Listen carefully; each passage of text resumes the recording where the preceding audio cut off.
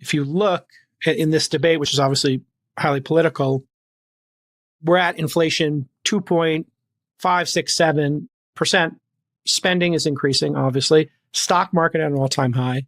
Unemployment trending down again. So we're at like 4.1%. And people are just YOLOing into crypto and they're doing sports betting, Bitcoin at an all-time high. I think the Fed now is in a position where cutting rates seems like putting kerosene on the fire. If Trump tanked the economy in Q2, he probably would have gotten the rates. But now I don't think it's reasonable, as you're saying, Dave. The reasons to not cut are building because the economy's on fire. So maybe the shock and bore approach to tariffs, which is now becoming a playbook. I had a nice talk with Lutnick about this, who I love, by the way.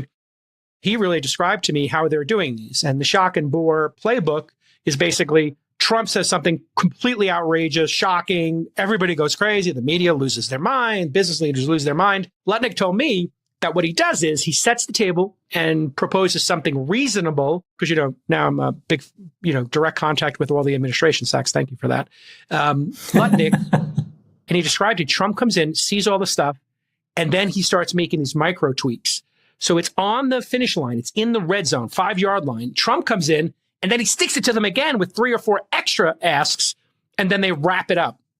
And that this is becoming really effective. So it was chaotic at first. It seemed nonsensical, but they've put the Fed in a really bad position because they've never seen this before.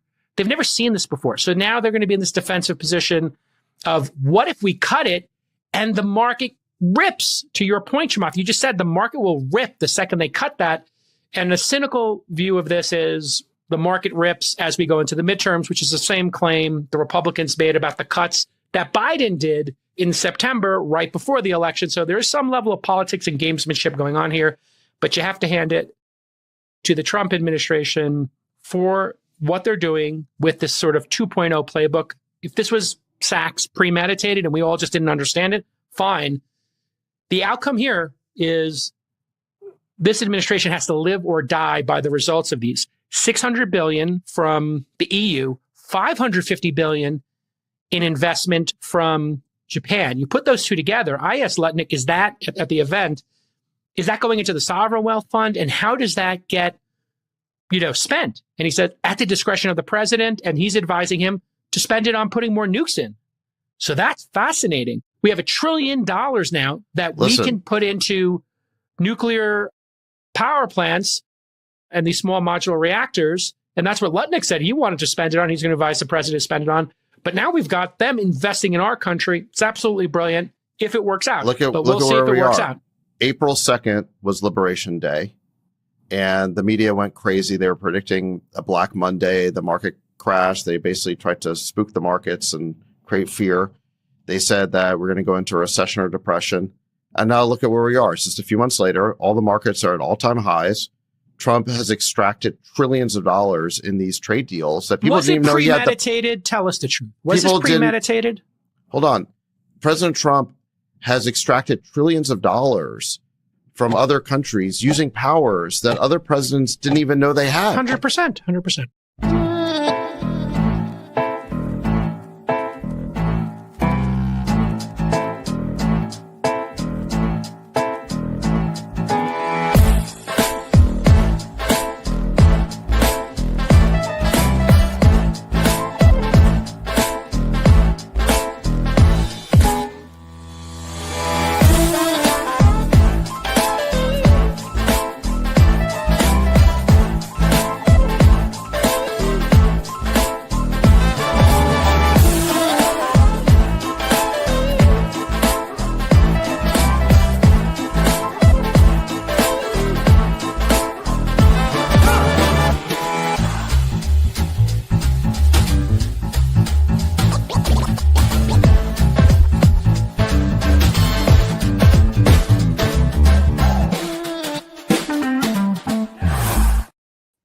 Yeah, baby. It's episode 46 of The Whiners on August 7th, 2025. Jeff Norman, Ryan Milton, and Morgan with you as always.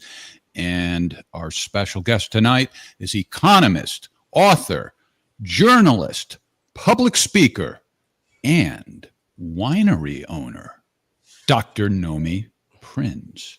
You didn't know that Nomi's a winery owner, did you? Well, we dig deep. We are independent journalists of the highest order, and we have found out something that isn't commonly known. And Nomi, that makes you the perfect guest because we chat about current events and so forth all the time while sipping wine. Little did we know that one of our guests would actually be a winery owner. So it's hard to imagine a more perfect guest. How you doing, Nomi?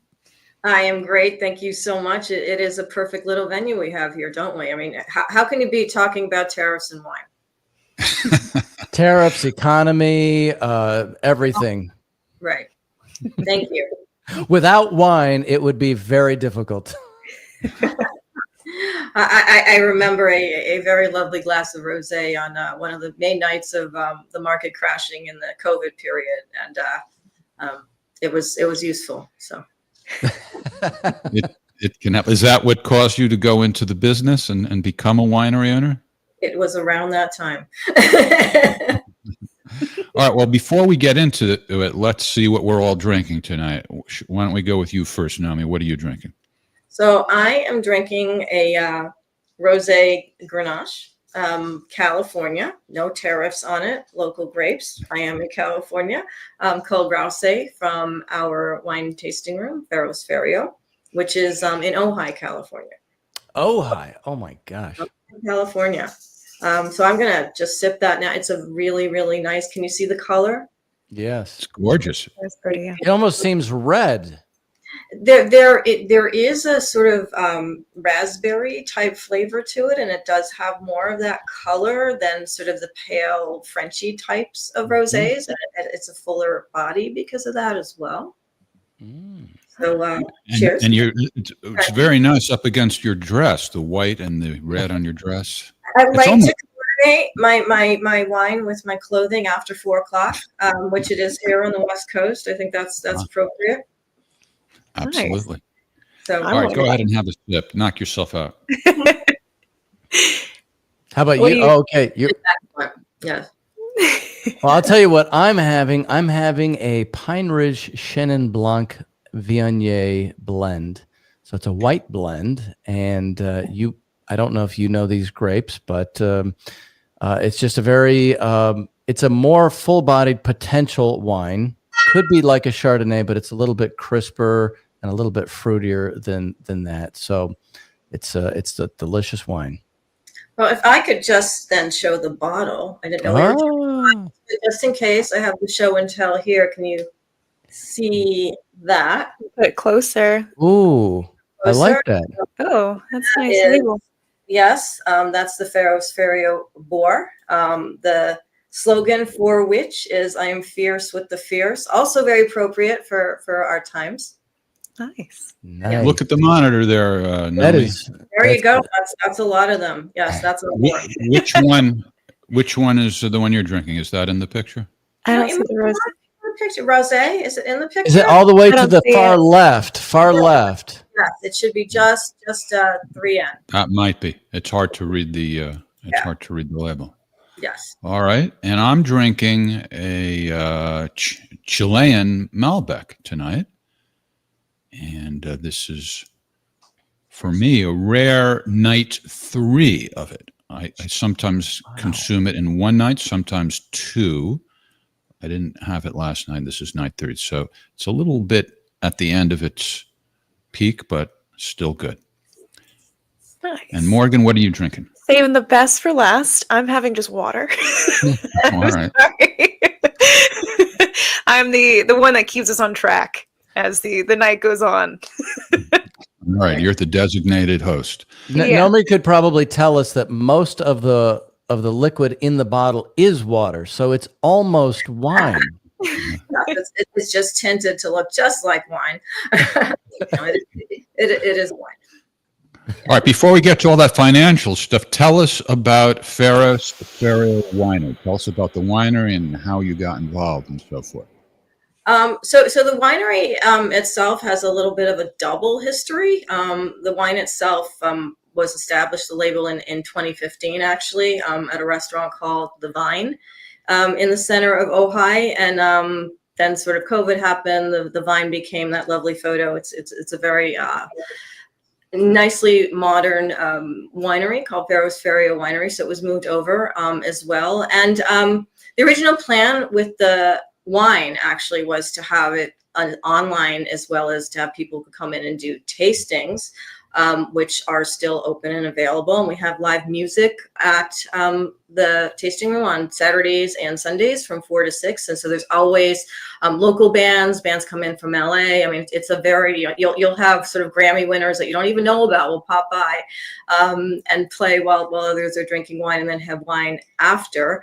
It is all sourced in California, around the San Ynez Valley. So it's all local. And it is white, red, and rosé. We have a wine club that on a quarterly basis provides hand delivery actually to local and LA County members every quarter, generally a white, a red, and a rosé. But there's different mixes of that. You could have 4 reds, 3 whites, 1 rosé, which is what we have in the tasting room itself, and sort of choose from that. And we have really great reviews. We are considered to be Ojai's coolest tasting room, which I think, in addition to the wine being amazing, speaking of great reviews, let me just interrupt to point out that there's 5 stars on the Yelp there. That's a lot of stars out of 33 reviews, and it's mostly about the venue. I mean, people are enjoying the wine too, but there's a lot of live music, like you said, sometimes famous, very talented people. How much of the wine is sold apart from the venue? Well, not exact figures, but I mean, just give us a ballpark idea on. Well, it's very small. I mean, we basically, again, we sell inside, we deliver outside. We pretty much produce about a barrel of each type of wine, so about 300 bottles of each type of wine a year. So that's pretty much, and all those sell on different times of the year. Sort of that there's different tastes. Sort of more red in the winter, and not that it gets particularly cold in Ojai, but different things right now. So our rosé right now is doing very well, as well as a lot of our whites. But also what brings people in is really the vibe. It's the music, it's the community. The owner, Nigel Chisholm, has an amazing personality and a lot of experience, decades of experience running local businesses and having this wine label. It's his family motto, Ferros Ferio, which is an old Scottish saying, again, I'm fierce with the fierce. Every wine is actually named after a Scottish island. And as it turns out, rosé, the one I'm drinking, is one, except for a few. There is also red, which is called Gnome, which, is kind of named after me. But in old language, in old letters.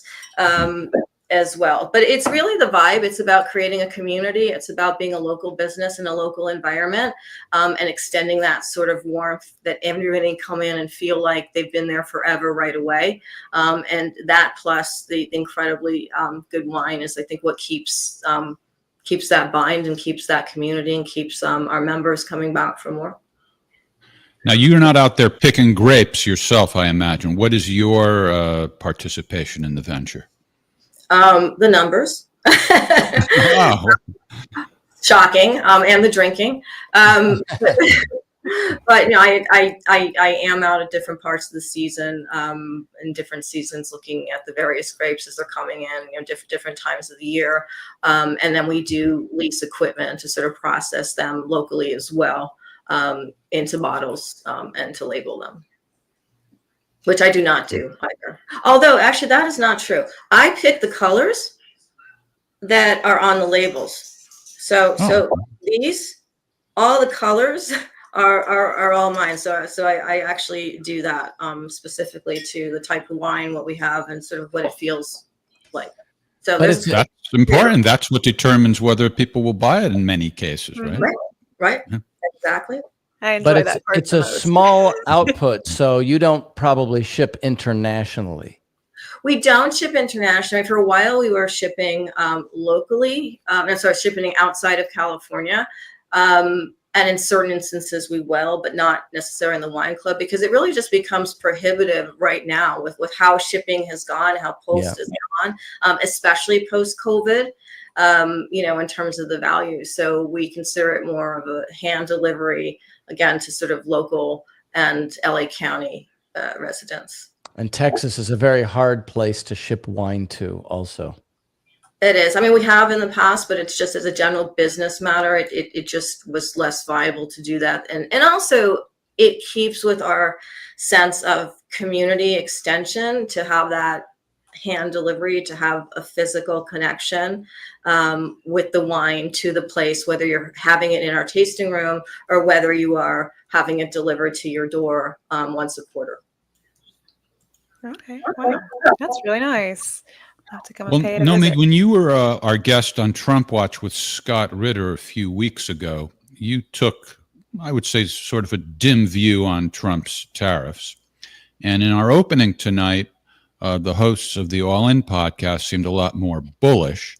Now, they weren't making, I don't think, exactly the same, and they weren't framing it exactly the same way as you were, but I'm wondering if, since we did that episode a few weeks ago, if you have changed your mind at all, if you see any validity in what they said, or if you see some flaws in their logic that you would like to share with us. Yeah, and consistently with what I said on Scott's show, but just to basically summarize, the issue back a couple months ago was the uncertainty that the manner in which these tariffs were being created and slapped upon countries, and then the sort of back draft of the negotiations, and then it's this date, it's that date, causes a lot of uncertainty. Now, to the point of the clip that you had earlier, it might not cause tremendous uncertainty for the overall market, because the market does ultimately tend to absorb one source of uncertainty in order to look at the next source of uncertainty. So things were pretty bad several months ago with respect to the uncertainty embedded in the markets, but they're still bad with respect to the uncertainty embedded in how corporate strategy works with respect to these tariffs. And that was something that I don't think was mentioned before, which is very important. You can't have an economic strategy or a corporate strategy that looks at quarter after quarter going forward. And that includes hiring, that includes supply chains, that includes transportation, that includes manufacturing, that includes production, that includes everything up and down the supply chain, if you don't know how much things will cost or if they're too prohibitive to pay for. And so what happens as a result of that is that the economy does have to absorb that uncertainty. And the markets will not necessarily reflect that, because the markets are very immediate and knee-jerk. And I personally believe they are looking for rate cuts. And they do believe that after Powell leaves, whether he won't be fired, but whether he resigns because he's sick of it, or whether the three governors now in place move more quickly on an easing strategy, regardless of what the market is doing and regardless of where inflation is relative to the economy, that there are still uncertainties. And this is why we've seen billions of dollars from corporate company lines in their earnings that are coming out set aside for potential tariff-related losses. So although not all of them have happened instantaneously, because it's really just today that these tariffs that have been in place since, quote, Liberation Day and even before that, and they're still being negotiated, have even been to any extent somewhat concretized. And I say somewhat because we still don't know how it's all going to play out. 90 countries have had tariffs changed upon them. Different sectors and different asset classes have had tremendous tariffs put upon them, from steel to aluminum to copper at 50%. So there's a lot of pieces on the supply chain that even if you get the sort of, quote, win on the geopolitics, which I question, you have an expense to corporate strategy and therefore economic growth that will hurt the U.S. economy unless, and I think I made this point then and I'll just reemphasize it now, unless we actually have an economic growth strategy that is not tariffs, because that is not a growth strategy, that actually invigorates manufacturing and production, all of the supply chain, and we also secure the supply, the initial offtake supply of the supply chain to move through, because tariffs alone are not an economic platform. And we know time after time that market history and historical highs do not actually translate into real economic behavior or real economic growth. If you look at economic growth adjusted for inflation, it is flat. It was negative last quarter. It is flat now. That's not necessarily something to write home on. That's not necessarily just related to tariffs, but tariffs don't fix that without a strategy for growth. It's only one piece of what might have been done, like in the early American system, that was part of the process, but it wasn't the whole process, is what you're saying. That's right. And when you only sort of try to force manufacturing to establish itself in the United States, or you tell countries, well, if you pay us an extra, several $100 billion or 10 billion up to 500 billion, whatever it might be, that's going to immediately go somewhere. It doesn't work like that. You can't actually decide that as part of a subsidy to a potential tariff, some country is going to pay extra money to invest in the United States into, whether it's a fund, which it seems more like it could be as a sort of waiting point, or if it's into actual infrastructure and manufacturing development. There's a big difference between those two things. One creates economic growth. One creates sort of another barrel for speculation. And so it's not really the same thing. So you can call it a win. It's better than not having countries invest in the United States. But again, it comes down to, if that money isn't going into strategic investment in infrastructure, in manufacturing, if you're just assuming that every company is just going to sort of rejigger its entire supply chain and manufacturing and production lines without other incentives beyond what is at the margin, not a lot of money. Tariffs alone, compared to a multi-trillion-dollar deficit, a $37 trillion debt load, the size of the budget that continues to basically escalate. What we're talking about in tariffs is maybe 3 to 5% of GDP at the most. And that is if we're not actually paying more to get supply in, which we also are, because we do not control the entire supply chain. So once you net everything out, the margin of economic growth that relates to tariffs in math is very, very small. So, Nomi, you've thrown about 10 different things on the table that have got the wheels turning in my head. I think the first thing for me that I want to go at is the interview that Tucker Carlson recently did with Professor Richard Warner.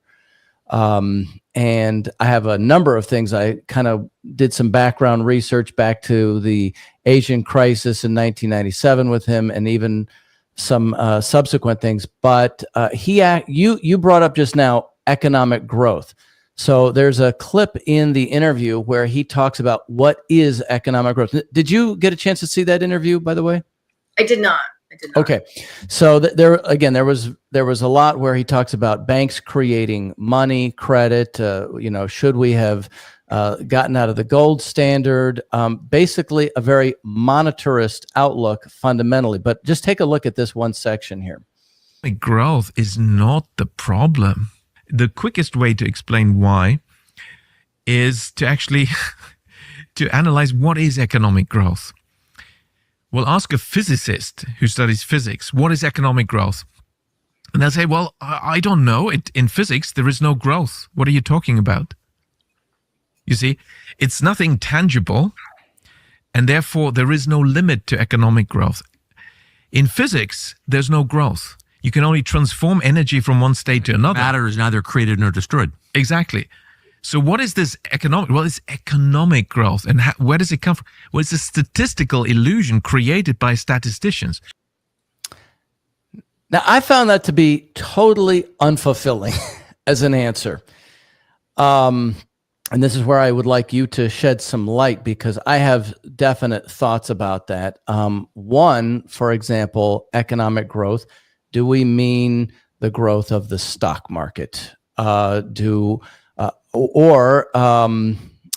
we mean, for example, China, where they've built the Three Gorges Dam? They're building now a new dam that's even bigger than that. And the question, of course, comes up, how did they pay for it? We just had a guest on our show, Lawrence Freeman, who talked about the Grand Ethiopian Renaissance Dam, which is in the top 8 of the biggest dams in the world. So that was completely funded by local money too. No foreign donors or anything. So what is economic growth, first of all? First of all, again, everyone can look at this differently. It is a statistic. If you look at GDP, which is absolutely not perfect by any means, and in fact, it's more of a historical comparative number than anything else, but we use it. But I consider economic growth to be the connection of how an economy can sustain itself on infrastructure that is updated, that is renewed, and that is established with real assets, real production, real jobs, real ingenuity today, real AI and whatever is connected to that, that stands the test of time and that moves the country forward. Growth is, to me, a forward thing. So you mentioned dams. The largest dam we have basically created in our history, which in terms of a public-private partnership, so private money, public funds as well, subsidies, labor, that basically created energy for the entire West Coast, or a significant part of it was the Hoover Dam. It isn't like other infrastructure hasn't been built, but if you look at the about $1 billion price tag that was back then, which was a lot back then, what did that create? That created multiple economies across multiple states, between Colorado, Nevada, part of California, and so forth, that basically could have more energy than they otherwise would have had before that. And that facilitates other type of industry and other types of growth. So to me, when, for example, we look at infrastructure, that is an important part of economic growth, because if your nation doesn't have the infrastructure to sustain its development, or worse, you have bridges that fall apart, and you have electric grids that can't sustain AI data centers, which are growing. And if they can't work here, they're going to go to China. Well, they are anyway, but have more of a grid capacity there. If you don't have the energy to propel the country forward, or if you have weak grids that can't actually move it from place to place, all of these impinge on an economy. Why? Because your economy, to me, requires all of these elements. So GDP is just kind of a wrap. And I would agree with anyone who also characterizes that as just a statistic that we do use. But at the same time, our infrastructure is falling apart, not just sort of bridge by bridge. But if we look at the Army Corps of Civic Engineers, who basically graded us as a C in infrastructure overall, and then they sort of had 18 different categories where they drill down, and giving us a D+ in energy, which relates to grids and everything else. And we have a $9.1 trillion price tag to just get us up to not falling apart, not even going into more expanded forms of development. These are big numbers that should be part of an economy, that shouldn't be a drag on the economy, which they are. If your bridge goes down, people can't get to work, you can't transport goods. We saw what has happened when major transportation routes are basically cut off. So the strength of your economy, what is an economy? It's a functioning nation that allows for the best of development, energy, production, infrastructure, jobs, engineering, AI, all together for its own growth. So the thing that's what I'm getting at, actually, is because he says you talk to a physicist and he says, well, it's not physical, but everything largely that you've talked about, starting with the Hoover Dam, is absolutely physical. The infrastructure, the farms, and there's private businesses for sure, but the private business doesn't come before the infrastructure that you need to power that private business. So it's physical. Yeah. It's all physical. The roads to get workers in and out, the water routes to irrigate if that's what you need. Everything is about ultimately infrastructure. These tariffs are actually about infrastructure, because we look at tariffs even in the commodities that they are in, like copper and like steel and aluminum. Then you sort of drill into EVs and cars and semiconductors and however that manifests. And then what are the percentages on various different countries? If you actually combine all of that, what we see is that the United States is really in a fight for its own supply of hard assets in order to build these things. And back to my original point, what it doesn't have is a really strong strategy to build the entire supply chain and process and produce here. A, because it's expensive, B, because just, again, tariffing it doesn't just manifest it. So there's two things, if you don't mind, I would like to just follow up on that. First of all, one thing This is about the greatest night of Ryan's life, by the way. to have sorry, you sorry. on. I love This is talking about this, Mhm. Naomi. I have to admit, I've been waiting for this night. His whole life. His whole life. I'm like, I want to talk. So Yeah. I won't, I promise I won't take over the whole show, but I really, one thing about this guy, Richard Werner, is that he's the inventor of quantitative easing. So, you're talking about all this debt, and if I don't remember exactly the numbers, with the quantitative easing, but it was in the trillions of dollars that we bought up the bad debts, I guess, of the banks after the 2008 crash. So he seems to be a big proponent of just that kind of activity, I guess. I did a little digging, and I wanted to get your thought from that standpoint on these two pieces of legislation from last year.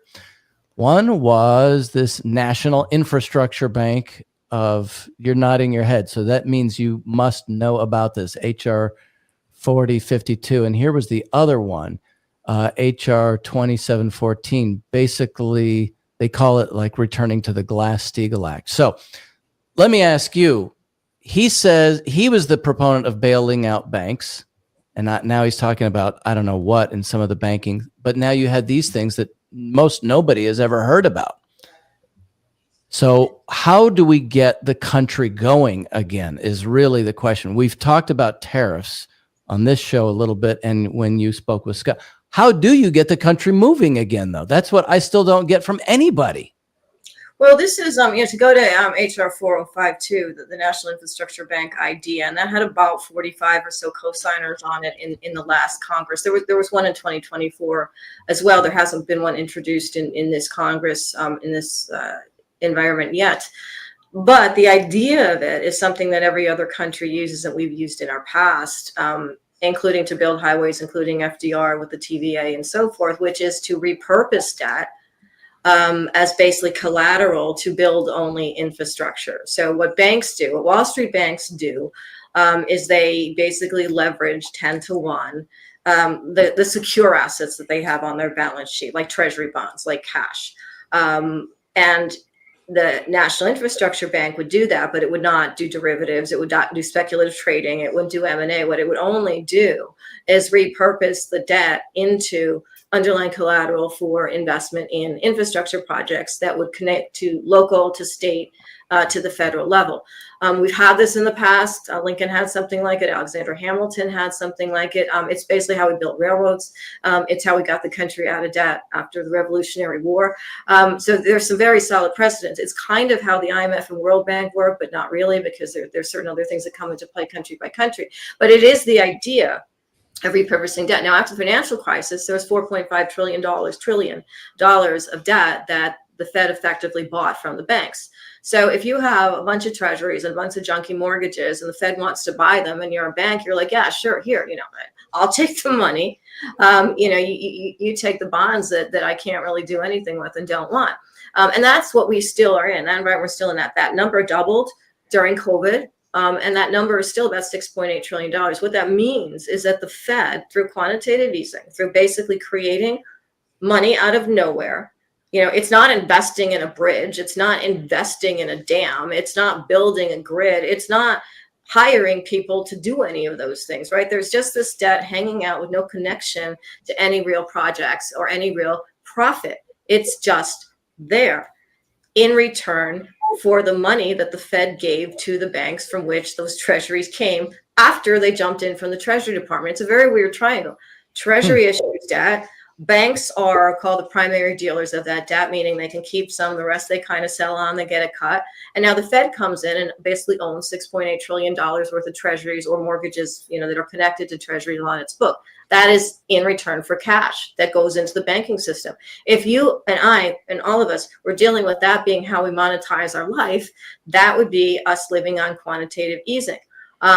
If we did nothing with that money except bet more with that money, like, okay, I'm going to give my junky stuff in my attic to anyone, they'll give me cash and I'll go to Vegas and I'll continue to bet there. That would be basically what the banks are able to do with that money. None of which goes into the real economy, as I characterize it, which is building permanent infrastructure, however you characterize it, from water to grid to bridges to hospitals to basically everything that creates a stable country. In other countries, however, there is quantitative easing of a nature, but like China, for example, but they match the process of quantitative easing, the national sort of lies debt that they produce, to specific projects, to specifically getting a strategic plan of infrastructure built. So that is very different from what we do. So how do we move the country forward? Instead of simply tariffing some of the items, which again, I believe we should process more here. I believe this could have that impact, but it won't have that impact, the tariffs, unless you also have a bold, big strategy and vision for creating the processing, the manufacturing, and the infrastructure. Because just saying it and just fighting on the basis of numbers doesn't do that. That is how you move the country forward. You take that cushion away from the banking system, because banks don't really build dams for people, and you bring it into some sort of partnership, which is fine, a public-private partnership, as we did with highways, as we did with the Hoover Dam, where you can build longer-lasting infrastructure that helps people move forward, helps jobs be created, sort of moves the country up. That's how you do it. You take the other half of the plan that is missing, and you find a way to fund it without creating extra debt, which something like a national infrastructure bank would do. Mm-hmm. And you do it. What about the, so that's fascinating. And actually the example I thought of immediately is today, Firefly Aeronautics, which is in my backyard, just did their IPO. And so now they're a $9 billion company suddenly in one day. But they also just got $175 million NASA contract, right? And among others, right? So that's kind of like what you're talking about. Right. I mean, those things are what I'm talking about. Those are things that happen sort of regularly on a piecemeal basis. But if we sort of zoom out into a bridge that goes across two states, or highways, or fixing roads that go across multiple states, or ports that go up and down our coastline. I mean, we're talking about infrastructure projects that actually are sort of publicly oriented, that private industry can continue to be in. So you're not just simply contracting specific projects, you're creating a funding mechanism to sort of match a strategy that sort of builds bigger things long term. So you're also not squabbling about the budget every single time Congress is changed. You actually have long-term permanent funding, which banks won't do either, because why would you want to fund a bridge if you could just basically buy your own stock back? I mean, it's simple math. It's way easier to buy your own stock with extra float that you have from QE or from whatever, or from an IPO. Is that what you meant by the quarterly, chasing quarterly earnings just a minute ago when you were saying that it's easier to just chase a quick quarterly earning as opposed to something that's long-term? Is that what you mean? Quarterly earning, or your stock, or invest in the market. I mean, we can all invest in the market in like a nanosecond. It's not problematic. And obviously so can large corporations that buy back their stock to sort of help it grow, which then brings in more investors, and that helps it grow. I mean, it all sort of manifests on itself. And that doesn't necessarily match the value of a particular company. It really depends on the company. I mean, Tesla has a ridiculous price to earnings ratio because it's Tesla, and there is a lot of speculative money that sort of goes in there for various reasons. Other companies have lower price to earnings ratios because they are in steel, or they are in copper. They are in things that are real that you can't really sort of puff up, but that are actually more useful to building the country for long-term projects. I spend a lot of time at mines myself. I'm on the board of a rare earth mineral company. I have been in copper mines and in oil pits, and there is it's a much longer process to take copper out of the ground, let alone smelt it, let alone put it into pipes or wire, and move it to place, and then have it fit into a larger grid or whatever it might be, than just buying your stock. That's what I mean. These are things that require long-term, permanent funding to an extent, in order to match the shortfall. that the civil engineers indicated, and also to build the country and also to sustain economic growth. What's happening right now is other countries, for example, the BRICS, and we still have a larger economy than most of them, but they are working on doing these things together. And not necessarily trading with the U.S. in the wake of these tariffs, depending on what the project is. That doesn't necessarily help us grow. That just takes us out of that particular trading loop. One of the podcast hosts in the opening asked if Trump's economic maneuverings are premeditated, which is sort of an odd word. We use that word in connection with murder. But I think what he meant Planning. was, is there any sort of a strategy behind it, or is Trump just throwing shit out there and willy-nilly and seeing what happens? Which do you think is the case?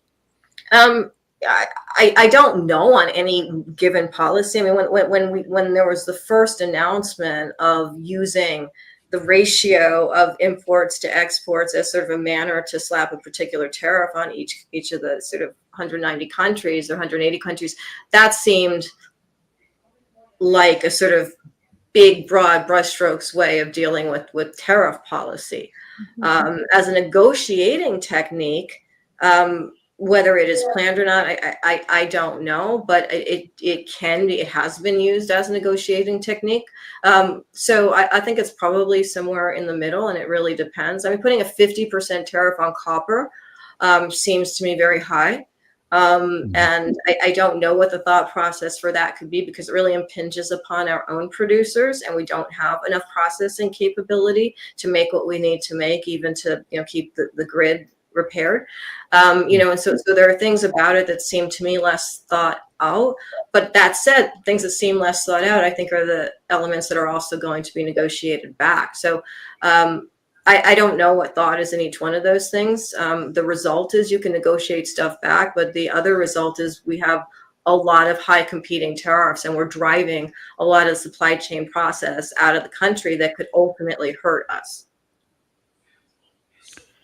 Well, before we go on, I wanted to just mention some of the books that you have available. Now, you've been at this now, I don't know how many years, but while we're looking at these books, I wanted to ask you a little bit more of a personal question. You're essentially, you've established a reputation as a whistleblower of sorts, somebody who discloses how the financial industry really works. And there's a certain risk to that. And when you first got started, I don't think you knew how it was going to pan out for you. But now you've been at it all this time. You make whatever you make from everything you do, your public speaker, your books sell, whatever they sell. Looking back on it, are you happy? I'm sure that you feel better about yourself for doing it. But I'm also wondering if you might have any advice for a younger version of Nomi Prins, because it's natural, it's reasonable to worry about what's going to happen to you if you take the sort of chances you take. What would you say to a younger version of you now? Well, I think ultimately what made me leave Goldman Sachs and, the corner office and all of that in 2002 was personal, right? I mean, it was basically like I decided, for different reasons, for 9/11, for how the industry was going, Enron, a bunch of things that were happening at the same time after a long arc of that part of my career, that things were just askew. And when I left, I didn't really give it that much. I mean, it was basically I had no choice. Like, that was what I was compelled to do. I was compelled to leave. I was compelled to write about it. At the time, there was very little writing about what was happening inside Wall Street. I mean, now it's like 24/7. Everybody has a blog. Everybody's been inside, outside. But I mean, at the time, my first book, Other People's Money, which was considered a sort of whistleblower book, not just about Goldman or banking, but also about the relationship of banking to energy, banking to telecoms, banking to Washington, that sort of had come out at that time. Now there's a lot, including more of the ones I write. But so I think for someone starting out, I think learning is very important. I think there's absolute value to being inside of those mechanisms if you are interested in finance or economics. But I think ultimately, if you can adhere to the path that feels most organic and most of value to you as a person, and just be committed to it. It's you don't make as much money in journalism as you do at Goldman. It's just a fact. But So it really depends on what drives you, and if you can touch what drives you, and sort of realize that that's where you're going to go no matter what happens, then there's less thought about it. It's just who you are and what you've come to. But I have a lot of people who do write to me before they even start on Wall Street, like, you did this, what do you think? Should I join this? And I absolutely think everyone should learn as much as they can about anything, from the outside or from the inside of any industry. And that has absolute value, because I think we all have multiple arcs in our lives, and where we are and how we do in those scenarios and where we go next is all a part of our own arc. So, follow that. Yeah, well, everybody has different circumstances. And, when you were saying journalists don't tend to make that much money, what flashed into my mind is, well, sometimes podcasters do, not us. But the person who I was thinking about was Dan Bongino. He's, whether you like him or not like him, he became a superstar podcaster. I'm pretty sure he's wealthy. And now he's the number 2 guy at the FBI, and reportedly he's unhappy with the way Pam Bondi is handling the Epstein files and so forth. And there were rumors about him resigning. And, if he were to go back to being a podcaster, I think he's probably making less money now in the Trump administration than he would.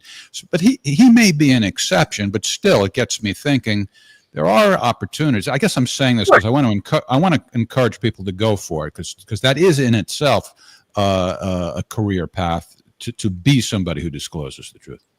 Oh, absolutely. And discloses the truth as you continue to learn it. I mean, I think that's a part of it too. And there weren't really podcasts when I first left. Now it's definitely a tool to processing, to sharing, to exposing information, as there are so many now. And I do think whether your thing is to expose or to learn, whatever your interest is, it's important to follow that. I'm going to take a wild guess. That was the first time you've ever been compared to Dan Bongino. I have, yes. I never. But suddenly we see the resemblance somehow. Morgan, jump in there. I'm sure you have some things that you want to say. I guess I wanted to pivot and ask you about the Genius Act. If you have any comments on that. It was very concerning to have this new push for, central bank digital currency. The Bitcoin and the cryptocurrency world, I felt like the appeal was the separation of a state currency. And now we're merging that. And in the way I kind of read it was that you're opening the door for banks to start their own cryptocurrencies, and that opens the door for our government to basically bail them out in another form. So what are your comments on that? Yeah, I see that as a definite danger of the Genius Act. It's not, it doesn't say, and we will bail out the banks with Bitcoin, but effectively, yes, it does. It's interesting because if we look at how the gold standard, when it sort of left the building and during the Nixon administration, 1971, before that, gold sort of moored that idea of the creation of currency. The creation of, we still had the dollar, but it was attached to something. You could basically, sort of get, sort of exchange it. And you could exchange it. And now we don't have that, although the whole separate other thing, obviously central banks around the world, and tariffs help push that, are stockpiling gold reserves to use, not necessarily as a new gold standard, but definitely to use as currency leverage to trade with each other and with respect to the dollar. That's definitely happening. It's growing. It's going to keep happening.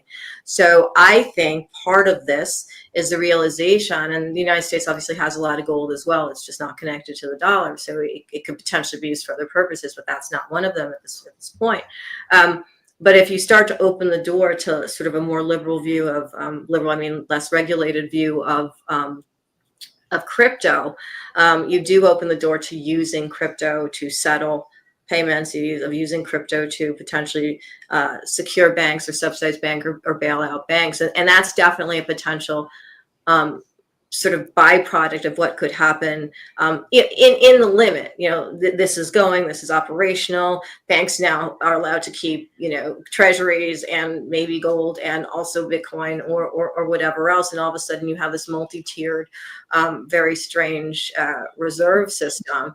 And strange because even though one could say, Bitcoin is technically scarce from a technological perspective. It isn't scarce like gold is actually physically scarce from an actual like railroad geological perspective. So there are certain similarities, but it's not real. You can't actually touch a Bitcoin. You can't use Bitcoin to build a bridge, whereas you can definitely use silver and steel and aluminum and other things. So I think it was part of that, but also you mentioned the thing about banks.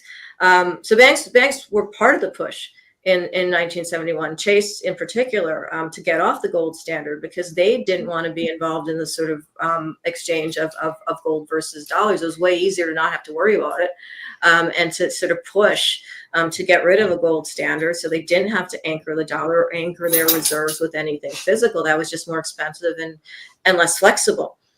So it's not surprising that they're like, okay, well, we could do the same thing now. The next step is with cryptocurrency. And from the standpoint of people who see it as independent and sort of more democratic than a fiat currency. Or they say decentralized, right? Isn't that what you're? Oh.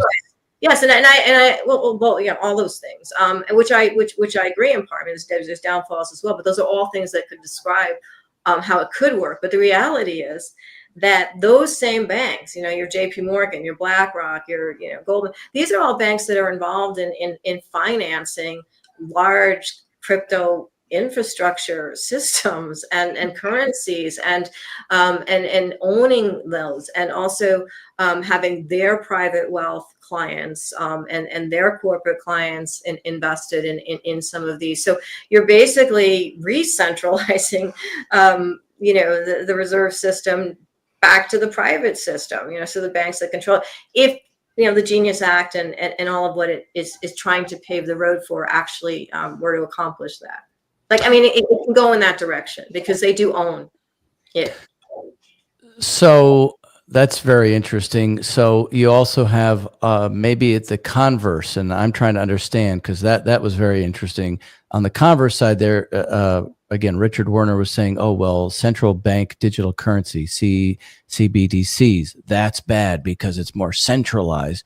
You just described, however, the so-called decentralized thing is actually consolidating power in the hands of the banks again, which you've written a lot about. So what is the deal? But it seems like they're both bad ideas.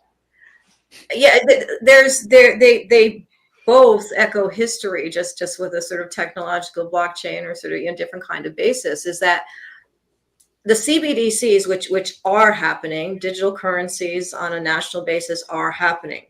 There are many countries that are in multiple stages of platforms that are actually using digital currency platforms to transact, including China with the CNY, including Russia, including Brazil with Drex, who uses they're in the sort of final stages, but they have a payment system that would do contracts, that would connect into local banks, that would connect into a digital system that connects into the private banking system of Brazil. Sweden is one where the entire digital, they have something called Swish, which is kind of like PayPal, but everyone has it. Like, you could not buy anything without a Swish account. Swish is owned by the central bank and the private banks, the big private banks in Sweden. So this sort of re-ownership of having banks take a piece back from basically what they tried to do when they got rid of the gold standard, or when they pushed Nixon to get rid of the gold standards, is sort of, okay, well, that happened. And what that meant was, and it worked for us very well at the time, was that, and during the bailouts, that the Fed could basically come in and help us out. We didn't have to worry so much about anchoring to real currencies. Well, now we want to even be less anchored to anything real and to have something anchored in what we can control instead of the Fed. And that is a digital currency. So the CBDCs for central banks, the digital currencies for private banks, and however the government fits in, are all ways of actually re-centralizing financial power, just and not actually decentralizing it. So what about what Somerville John is saying here? Digital currency means total social control, obey or starve. Well, because a lot of, depending on the currency, but in the limit, as our AI gets more more smart as we have more of an embedding of people's individual accounts up through banks, up through the state, up through central banks, up through multiple governments. In the limit, anybody's information is pretty much moving up and down a blockchain in between major institutions and individual, probably iPhones or smartphones or whatever. So in that whole entire chain, a lot of personal information gets passed and can get analyzed, and decisions can be made on that. Right now, and if you make a decision about who didn't pay their taxes or did pay their taxes, the government can come in and kind of siphon off money from your individual bank accounts. Why? Because all of the private banks are connected to the government, Fed, et cetera. It's all sort of one big team. This will just make it easier. And then, of course, you relate that to social sort of blockings and decisions and everything else, and you can see how that would go. And the more data we have to process, the more technology we have embedded in sort of AI-based blockchain, or however it ultimately grows, the easier and faster it is to do all that. So I maybe don't know if this is the same issue or a different issue, but should we buy gold? We should always buy gold. I mean, yes, Well, I because guess we need some money first, but well, no, I mean, it goes back to no, seriously though, taking into account that some people have a little bit of money and others have a lot of money, would you recommend to anybody, no matter how much savings they have, to buy some gold? Yeah, and there are different ways to buy gold. You can buy gold through a lot of different, apps if you wanted to do it, or there are, we talk about them a lot on Princess. There's a lot of different places online, and also even apps like something like Glint or other apps where you can actually buy fractions of gold in a secure way for a fee and everything else. You can balance them out, or you could just buy $10 of sort of gold, a week or a month or whatever your small amount is up through a larger amount. Why is that important? Because if gold is a scarce asset, gold is a long-term monetary asset, gold is being stockpiled by central banks, and those central banks are repositioning themselves to trade with each other, and gold is a collateral to that. That is why they are doing it. It is a diversifying measure relative to the U.S. dollar, relative to any currency. It sort of levels that playing field because you're looking at a hard real asset. So that has different value now than it even has had for thousands and thousands of years in terms of jewels and coinage and everything, and even the gold standard up through 71. And that's only going to grow.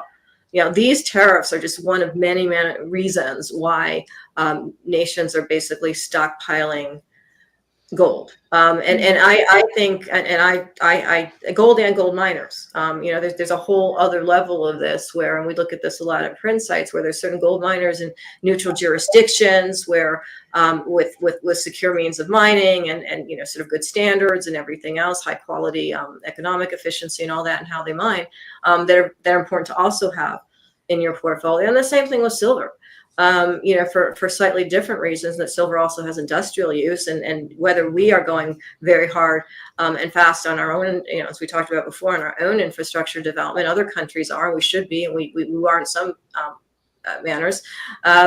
We need silver for that. And so that's another hard asset to own. It's not a stockpile by the central banks at this point. It's not a tier 1 asset like gold is that they can use in their reserves.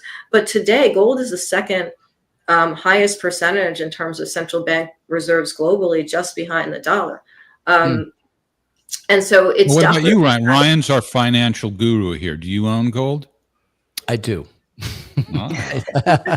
I do. This guy spends $200 on a bottle of wine, so it's no. This is $12. This is a $12 bottle of wine tonight. Yeah. But definitely what is overriding that I hear, Nomi, is it's about stability.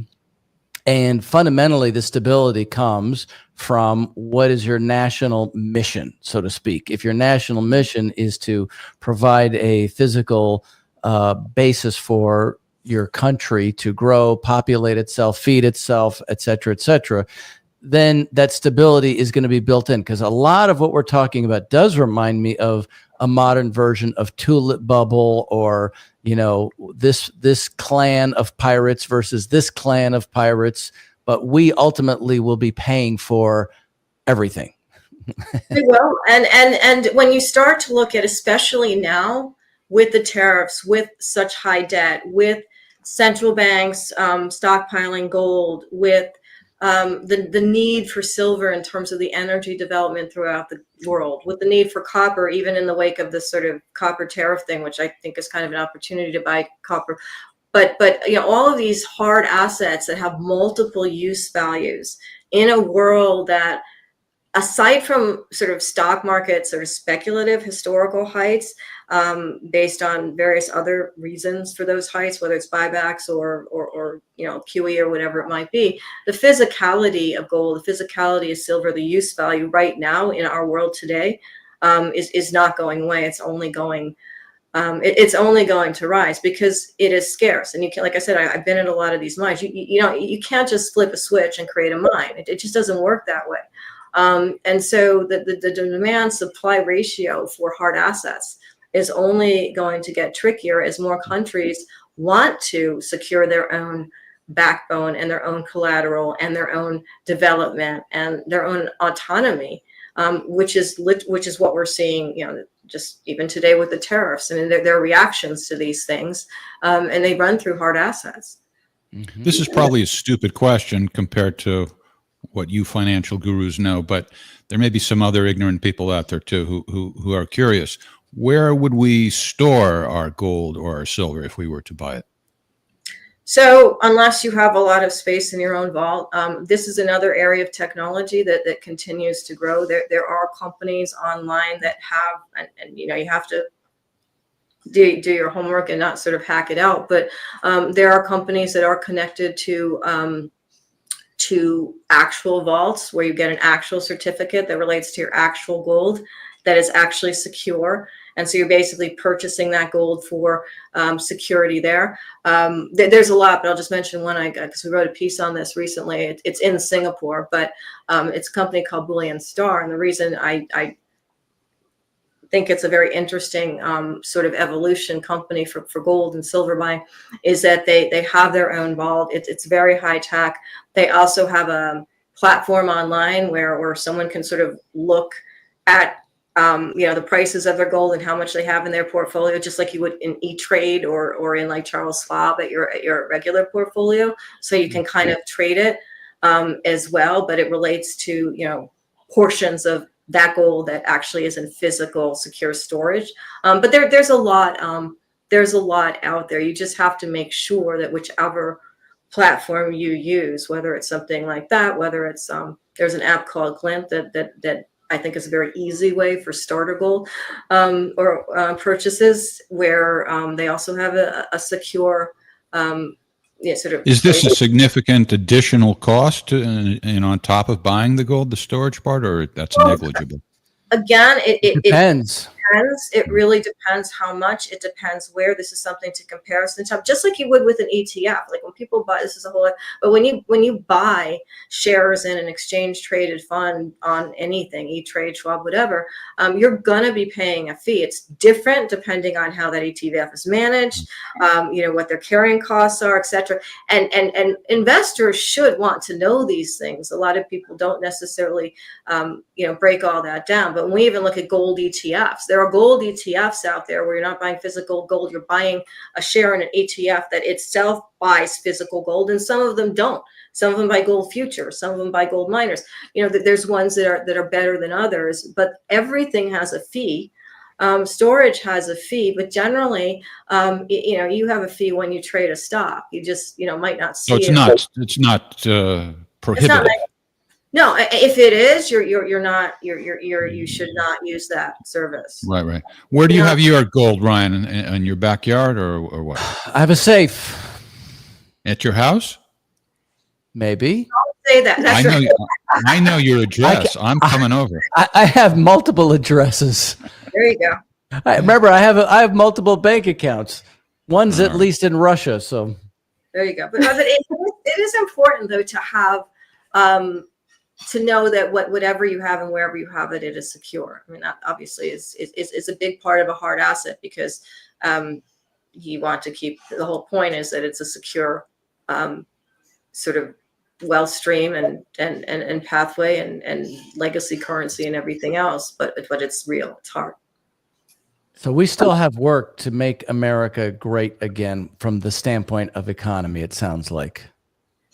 Yeah, and the standpoint of the American Society of Civil Engineers and anyone who's traveled a road anywhere in this country recently. I mean, just a lot of things. We are significantly behind upgrading our current infrastructure and then growing it to facilitate the data centers, to facilitate the AI, to facilitate the demands on our grid, and then to place those grids in places that make sense for how communities are needing it and how they move. And there's so many things that require significant amounts of money that should not be necessarily coming from the budget, because then they're debated every couple of years, but from a long-term strategic funded solution. Well, Jeff and Morgan, I think that the key is that we should go to the tasting house there in Ojai. in Ojai. The very pretentious Ojai is very pretentious, but I see that on the website there it says, "Oh, we're unpretentious. We're the cat." My father went to school at Ojai Valley, so I think he lives there now. So I think it is pretentious and snooty, for sure. but not Pharaoh. So therefore, you have not come to Pharaoh. Exactly. Right. We don't allow that.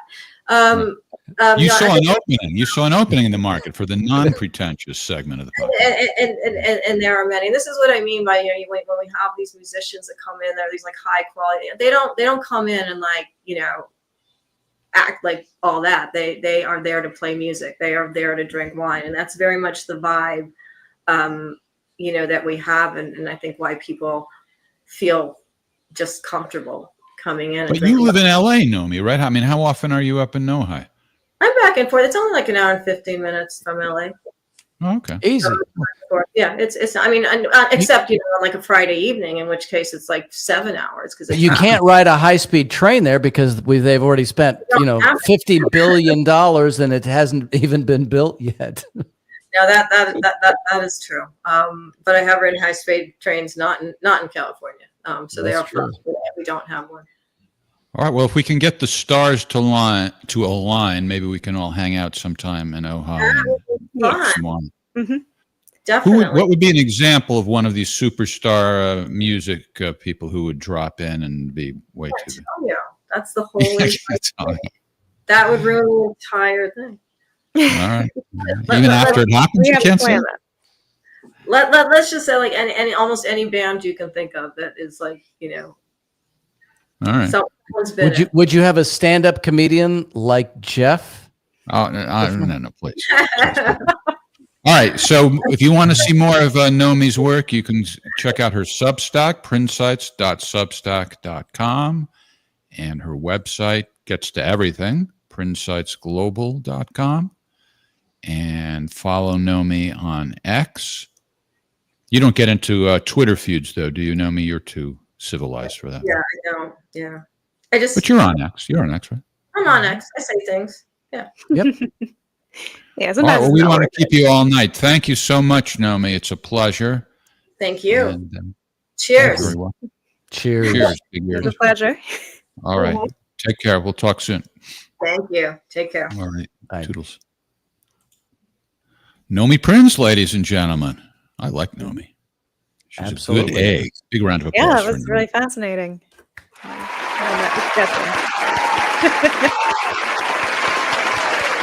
So before we sign off, I wanted to mention that Morgan and I had dinner, what was it, Sunday in Durham at a place called Gersha.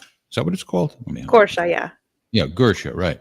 And the owner of that establishment, a very, very nice man named Fasil Tesfaye. I don't know if I'm pronouncing it. His last name is spelled Tesfaye. Treated us very well. And since this is the Winers, the first thing I want to mention is he suggested Mama's honey wine. And we took his suggestion, Mama's honey wine. It's semi-sweet. You don't mind that, Ryan, on certain occasions, right? No. It was really good. I really enjoyed it. And yeah, that's Gorsha. That's the Ethiopian restaurant. And we connected with him Wow. over his appreciation for Lawrence Freeman. He's a very big Oh, fan of his. really? Yes. Wow. He follows a lot of his stuff, especially pertaining to the development in Ethiopia. So we had a great conversation with him. He treated us to this delicious food. And that's it right there. This is the first time you had Ethiopian food, right? it was, yes. And Do you remember the word for that spongy type thing that we grabbed the pardon food me, with? I and do ate? not. Teff. No, it Teff. wasn't that. No, Teff that's is not- it's the meal that makes the bread. It's I wanna actually Yeah, say but it what's started it like called? it was like What- in I'd know it. something. Yeah, I'd What know is it it if I called? heard it. Oh, What's it you called? heard it. What? oh, Yeah, yeah.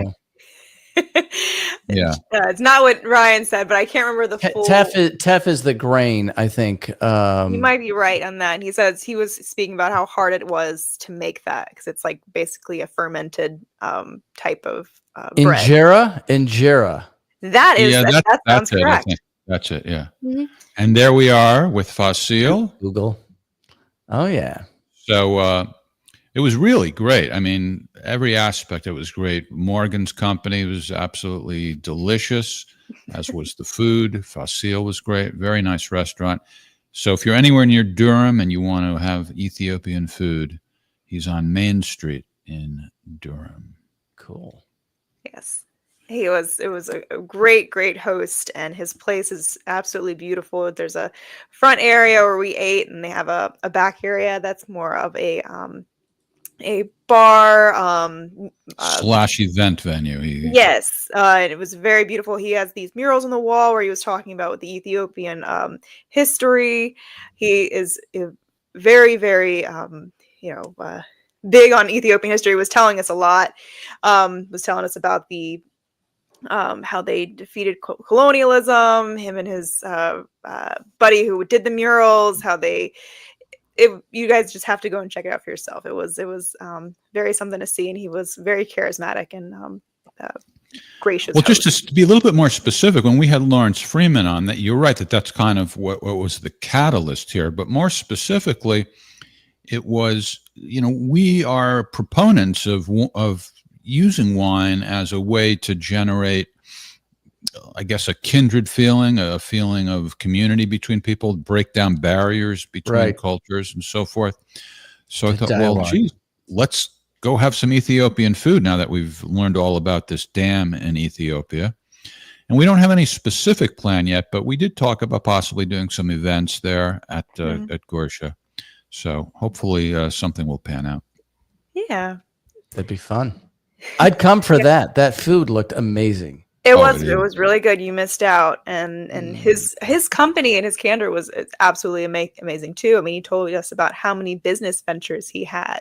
Really? Yeah, he was. Yeah, he's a real entrepreneur. Yes, he owned a limousine company in California. Then he came here and had a smoothie shop, or came to North Carolina, had a smoothie shop, and then he'd always wanted to get into the restaurant area and bring Ethiopian food here. He was just such a delight, and. Yeah, and the limousine business was in Napa, and he took people on wine tours too. Wow. Yeah, very nice man. All right, well, thanks, Morgan. I have an announcement to make real quick before we head off. So you're pregnant? No. There is an event that's happening on August 16th with some of our common friends. We'll be attending this film. So to preface this, we are at the 80th anniversary of the atomic bombs that happened in Nagasaki and Hiroshima. So this film will go into the tragic events, but not only that, but the reconciliation of with the survivor and what it took to overcome some of the common feelings you would have to this injustice that was done on you. The survivor's daughter, Dr. Mikamo, she will be part of the discussion, and along with our common friend Ray McGovern will be there.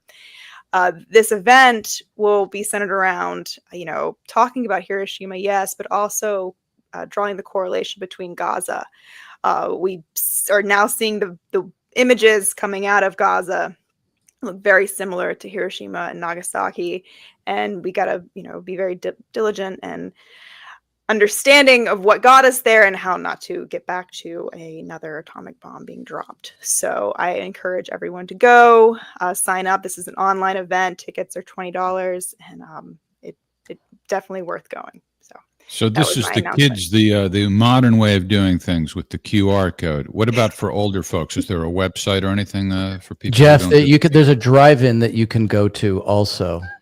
Well, the QR code will take you to the Eventbrite webpage, but if you type in this title, it's not for me. You're telling me that everybody is QR code savvy? Is that? I don't know, but she's describing it now. Go ahead, Morgan. No, so for people who don't know how to do the QR code thing, there's not just a website you can go? So I'm saying you can go to Eventbrite, type in this title that you see, Hiroshima and Gaza, Never Again, online, and you will make sure that you type in the online part, because there is a in-person event that's happening simultaneously. The tickets are the same, but you won't get access to the Zoom to get your ticket. So if you want to do it that way, you can, but the QR code takes you to that web page directly. All you have to do is screenshot it and then hold that little portion or the QR code on your phone, and it should take you there. All right. I'm just trying to be helpful. No, that's definitely the smartphone has taken over the world, but all right. I know not everybody knows how to do it. So, all right. Any other announcements or statements, demands, praise, anything at all? Ask the Inspector is back. We had our first show after, I guess, a month or so hiatus last night. We're now on Wednesday nights at 7 p.m. once a week. And the Whiners remains Thursday nights at 7 once a week. I guess that's it then, right? Yeah, I think so.